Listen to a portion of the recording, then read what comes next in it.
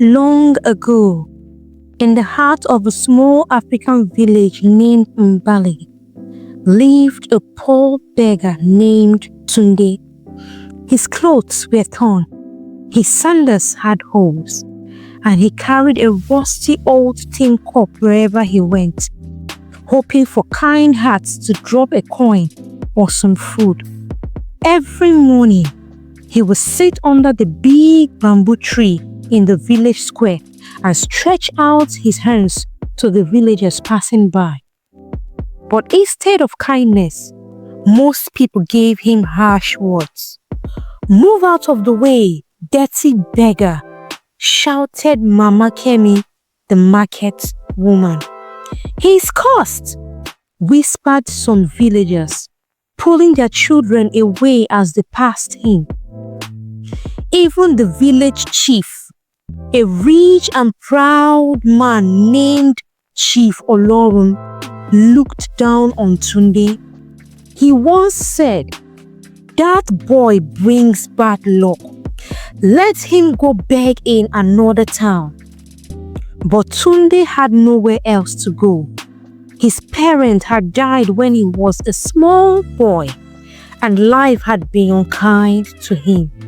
Still, he never lost hope. His heart was good, and no matter how bad things got, he never wished anyone harm. Each night, Tunde would sleep under the stars near the river, his stomach empty, but his heart full of dreams. He often whispered to the moon, "One day, things will change for me." One cold morning, when the wind howled like a hungry lion and the cloud threatened rain, Tunde sat under his usual bamboo tree. Most people ignored him as always, but just before midday, a strange old man walked into the village. His beard was long and white like cotton, and he wore a robe covered in shining stars. The villagers whispered as he passed, but no one dared speak to him. Then, to everyone's surprise, the old man stopped right in front of Tunde. "Young man," he said in a deep, kind voice, "why do you sit here every day?" Tunde looked up, confused. It had been weeks since anyone had truly spoken to him. I'm just trying to survive, sir," he replied. "This is the only place I know." The old man smiled. "Do you believe your life can be better?" Tunde nodded slowly. "Yes, I believe there's more for me, even if I can't see it yet." The man chuckled as he pulled out a small wooden box from his robe. "Then I will give you a chance. Take this box, but do not open it until midnight. And listen closely.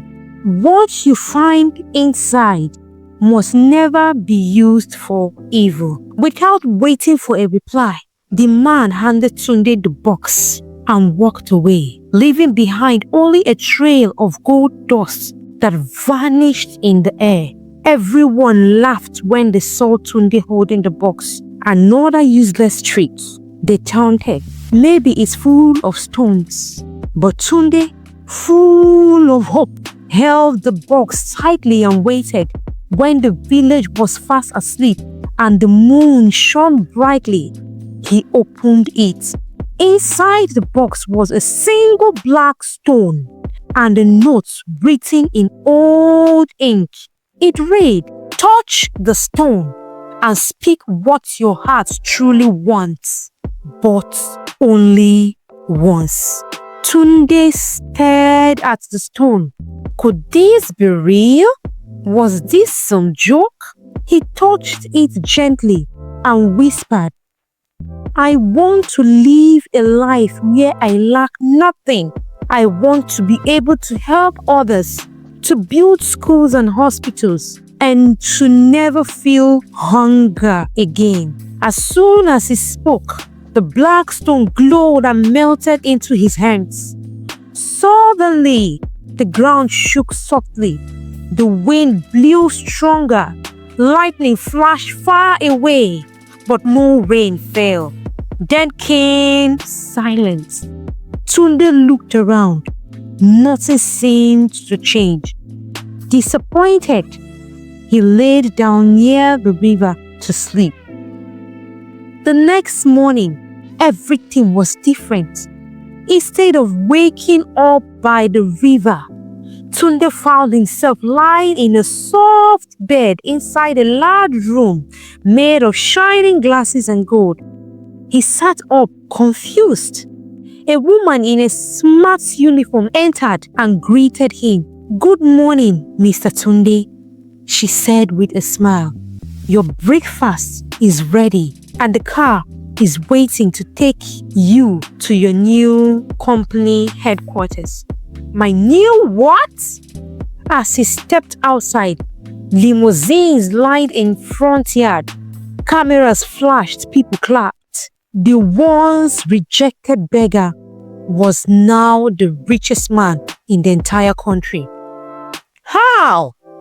It turned out that overnight, Tunde's name had appeared on the record of a company that produced clean water from the air, and he was listed as the owner. His face was on the news. His phone buzzed with messages he didn't understand. But one thing was clear: the world saw him as a billionaire. He had mansions, cars, and businesses, but he never forgot how it felt to be hungry, lonely, and looked down upon. So instead of wasting his riches on parties or showing off, he began to build. He started by going back to Mbale. When the villagers saw Tunde stepped out of the golden car in a fine suit, they nearly fainted. Mama Kemi dropped her basket of bananas. Chivoloro bowed so low his crown nearly fell off. "Tunde, is that really you?" someone whispered. He smiled. "Yes, it's me, the same beggar you all rejected." He then did something no one expected. Tunde used his money to change the village. He built a hospital so no child could die from simple sickness. He opened a school and paid good teachers to teach every child for free. He dug wells for clean waters and built a farm to feed everyone, even those who had laughed at him. When asked why he was so generous, Tunde answered, "I know how it feels to have nothing. If we all help one another, no one has to suffer like I did." From that day, Tunde was no longer just a billionaire, but he was a hero, loved by many across the land. People from other villages traveled just to see him and listen to his story. They called him Tunde the Merciful, the man who turned pain into purpose. And as for the old man with the beard, no one ever saw him again. But it was said that he still roamed the world, searching for kind-hearted like Tunde, people who believe in hope even when life was hard. Moral lessons: never look down on anyone, no matter how low their position may seem. Kindness, faith, and good heart can take a person from the lowest place to the highest throne. And when fortune finds you, always use it to lift others.